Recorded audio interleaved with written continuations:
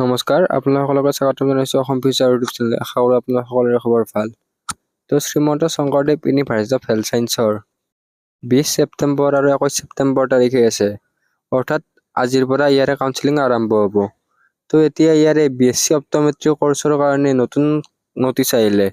তো বাকীকেইটা কৰ্চৰ কাৰণেতো Srimanta Sankardev university of health ছায়েন্সে কাউন্সেলিংটো কৰাব, কিন্তু BSc অপ্টোমেট্ৰি কৰ্চৰ কাউন্সেলিংটো DMA কণ্ডাক্ট কৰিব আৰু এইটো তাৰিখটো বেলেগ আছে। তো এই ভিডিঅ'টোত ইয়াৰে কাউন্সেলিঙৰ নটিচখনৰ ওপৰত আলোচনা কৰিম। তো কাউন্সেলিঙৰ নটিচখন জাৰি কৰিছে 19 ছেপ্টেম্বৰ তাৰিখে জাৰি কৰিছে। তো কাউন্সেলিং ডেট, প্লেচ বা কিমান ৰেংকলৈকে মাতিছে এই সকলোবিলাক এইটো ভিডিঅ'ত আলোচনা কৰিম। তো ভিডিঅ'টো স্কিপ নকৰিব, সম্পূৰ্ণকৈ চাব। আৰু যদি আপোনালোকৰ চেনেলটো প্ৰথমবাৰৰ বাবে আহিছে, ছাবস্ক্ৰাইব কৰি কাষত থকা বেল আইকনটো অন কৰি থৈ দিব। তো সৰু ডাঙৰ যিমানখিনি আপডেট পাৰোঁ সেই সকলোবিলাকৰ ভিডিঅ' লৈ আহিবলৈ চেষ্টা কৰোঁ। তো আপোনালোকে এই নটিচখন চাব পাৰে। তো এই নটিচখন জাৰি কৰিছে 19 ছেপ্টেম্বৰ তাৰিখে, কিন্তু এই ভিডিঅ'টো 20 ছেপ্টেম্বৰ তাৰিখে ৰাতি 12:33 বনাই আছোঁ। তো এই ভিডিঅ'টো ৰাতিপুৱা আপলোড হ'ব, তো ভিডিঅ'টো ৰাতিয়ে বনাই আছোঁ। তো এই নটিচখন government of Assam director of medical education অৰ্থাৎ চমুকৈ DMAৰ ফালৰ পৰা জাৰি কৰা নটিচ হয়। Educational notice, first counselling for admission into 3-year BSc optometric course at Regional Institute of Ophthalmology RIO Guwahati for season 2024-25। তো SSUHSৰ আণ্ডাৰত থকা BSc optometry কোৰ্চটো কেৱল গুৱাহাটীতে আছে। RIO এইখন কলেজ, তো GMCতে আছে এইখন। তো এই কোৰ্চটো BSc optometry 3 বছৰীয়া কোৰ্চ হয়।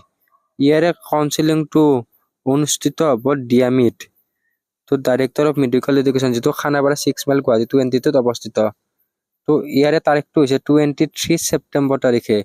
তো 23 ছেপ্টেম্বৰ তাৰিখে পেৰামেডিকেলৰ কাউন্সেলিঙো আছে। তো পেৰামেডিকেলৰ কাউন্সেলিঙৰ ভিডিঅ' বনোৱা আছে, সেইটো চাই ল'ব পাৰিব। তো এতিয়া এইটো ডিগ্ৰী কোৰ্চ হয়। তো ইয়াতে কাউন্সেলিঙৰ প্লেচটো আপোনালোকক আৰু এবাৰ ৰিপিট কৰি দিওঁ, DMEৰ অফিচ। তো গুগলত চাৰ্চ কৰিলে আহি যাব DME আছাম, গুগল মেপতো চাৰ্চ কৰিব পাৰিব। 6 মাইল খানাপাৰা গুৱাহাটী 22, ৰাতিপুৱা 10টা বজাৰ পৰা। তো ইয়াতে কোনবিলাক ষ্টুডেণ্টে কাউন্সেলিঙত যাব পাৰিব।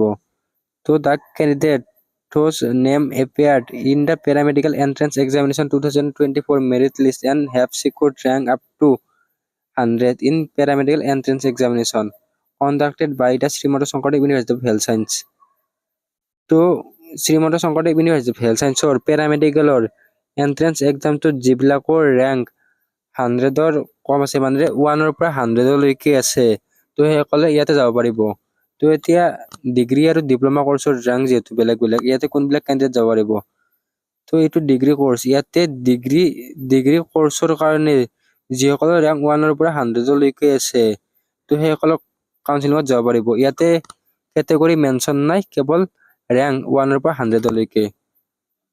আৰু ইয়াতে মেৰিট লিষ্টৰ কথা মেনশ্যন কৰিছে। তো SSUHSৰ পৰা পেৰামেডিকেল বা BSc মেডিকেল টেকনলজি কোৰ্চৰ কাৰণে মেৰিট লিষ্ট প্ৰকাশ কৰা নাই। তো আপোনালোকৰ স্ক'ৰ কাৰ্ডখনতে যি ৰেংক আছে সেইটো ৰেংকৰ কথাই মেনশ্যন কৰিছে।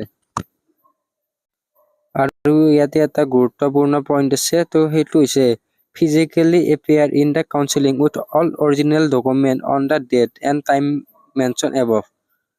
তো আপোনাৰ কাউন্সেলিঙত ছাপ'জ আপুনি এন্ট্ৰেন্স এক্সামটো দিছে, তো আপুনি চিটটো ল'ব, আপুনি কাউন্সেলিঙতো ফিজিকেলি এপিয়াৰ হ'ব লাগিব।